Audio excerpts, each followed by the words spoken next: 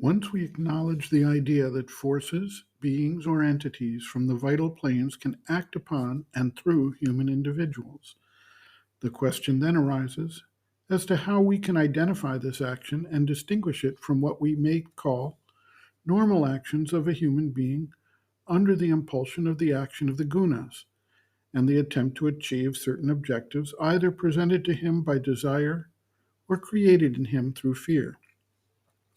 It is difficult to judge this action when it is minimal, lightly applied, or within a range that could be attributed to human behavioral patterns generally.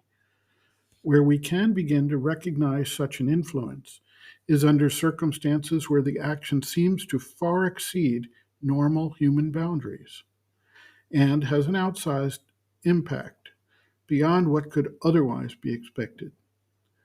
There also arises the issue of an advanced soul taking birth to manifest something new, or various other births that do not represent possession per se, but more of an intervention or implementation of a particular stage of development. With this understanding, it becomes almost impossible to distinguish such a possession when looking backwards at historical reports from the past about individuals who, indeed, seem larger than life, but whose actual lives are outside our ken.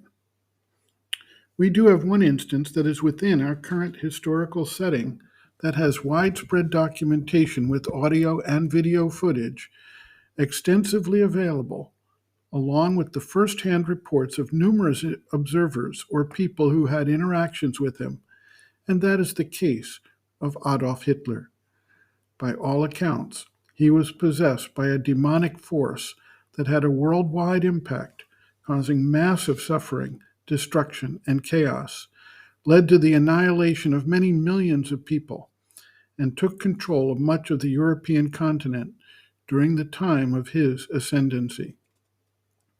Anyone listening to Hitler's speeches, actually harangues, or observing films of his actions or speeches, can feel the force and the demonic influence he is representing.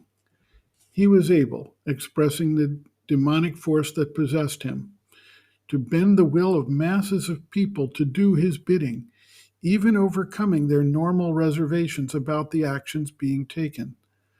The being that possessed him actually wound up overwhelming the human instrument and destroying his psychology. And when his achievement was denied, he turned on his own people and tried to bring utter destruction on them at the end. In this case, we have both the impact of his action in the world and the audio and video documentation to determine that there was an extreme demonic action taking place that went beyond the normal human scope. Observers in real time in the 1930s and 1940s confirmed the possession.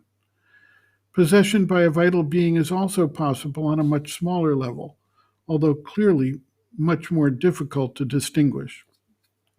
An instance was reported where several individuals observed a leader of a group angrily denouncing one individual who was leaving the group. During this diatribe, two separate individuals reported seeing a form of an entity expressing itself over the face of the speaker, projecting itself as a dark, foreboding, and angry being into the atmosphere of the group.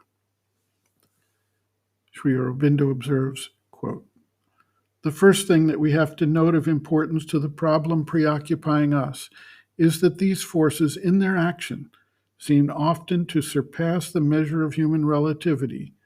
They are in their larger action superhuman, divine, titanic, or demoniac, but they may create their formations in him in large or in little, in his greatness or his smallness. They may seize and drive him at moments or for periods. They may influence his impulses or his acts or possess his whole nature. If that possession happens, he may himself be pushed to an excess of the normal humanity of good and evil. Especially the evil takes forms which shock the sense of human measure, exceed the bounds of human personality, approach the gigantic, the inordinate, the immeasurable. End quote. Reference, Sri Aurobindo and the Mother, The Hidden Forces of Life, Chapter 4, Cosmic and Universal Forces, pages 89 to 90.